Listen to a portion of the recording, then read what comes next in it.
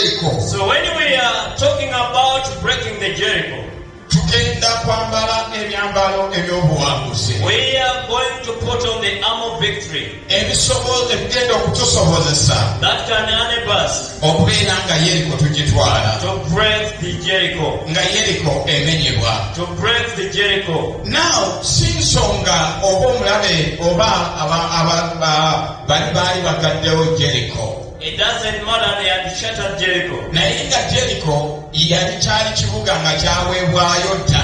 But it was a city that it was handed over. Nga Mukama yakirangirira dda. The Lord had already declared it. Mulina okujjukira kino olunaku olwaleero. You need to remember this today. Twakkiriza Katonda. That we accepted God. Amanye enkomerero yaffe. Who knew our destiny. Okuva enkomerero, he knows our end from the beginning. Amanyi enkomerero yaffe okuva ku ntandikwa. Ng'amanyi buli mwaka buli mwezi kiki ky'ogenda okutuukako. He knows whatever is going to happen to you every year. Kati buli kimu kyonna Mukama yakiteekateeka mu bulamu bwaffe. God prepared everything in our lives. N'agamba kino kigenda kutuuka mu bulamu bw'abaana bange mu biro bwe biti. And he said this is going to happen to my children in this time. Now God is telling Joshua. So the Lord is telling Joshua amugamba nti Jericho nagikuwa. that I've given you Jericho. Naye nga Jericho nzigale. But it was shut. Jericho erimu abantu abagirimu. He had other people occupying it. By his stripes you were healed. Naye ng'olw'emigogi twawonyezebwa. That's the statement of God.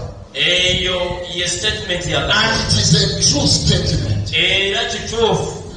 By his stripes Olw'emigogi you were healed. twawonyezebwa. God sees us healed.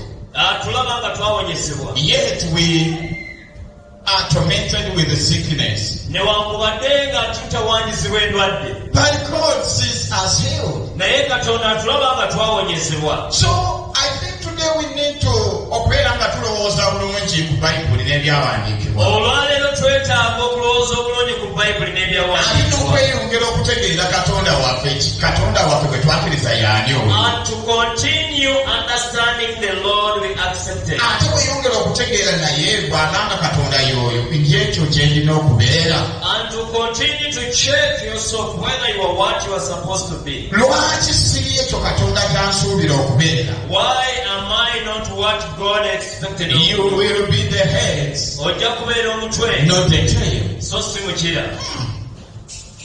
Yesu yeebazibwe. Amen. Ebigambo ebyo byonna Katonda by'ayogera.